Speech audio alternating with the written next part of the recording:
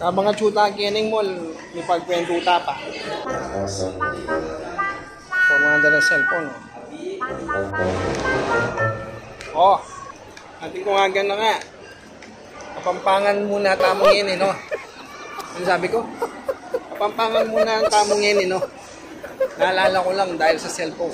O di ba dati, aliwa naman ni tamong natintangang cellphone. Uso pa itang makitext ka, yung barkada mo. Makanita dati, di ba? Yes! Maga nakakita ng gandang siting ng bali.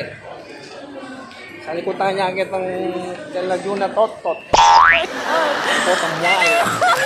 Kinakit na itang girlfriend. Saka ni Tad Karel. Kaya Tad na. Siyempre, minuli niya. Ngayon may kitext siya ka na. Kita pa nga basa ko kita message na. At suna ako bali. O may kibat naman ngayoning babae. Hindi na ako spare ngayon eh. Kanini pa nga sabi na. Kainawan na ka. Wow!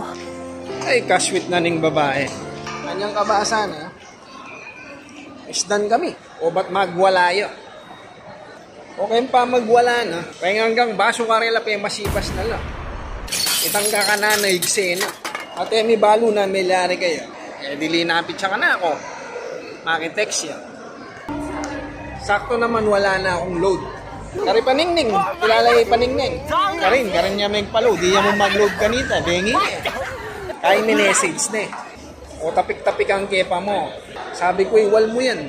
Baka may pasno ka. Eh, di wait, mag-message na eh. O niyang kala ko na binasa aking message na. O tapakailina ko niya nga, basa kita message. O di ba sabi na ng babae, painawan na ka. Mua. Sabi na, o kapagal ko na dinakit da ka pa. O nung mua ka na. Mua ka na.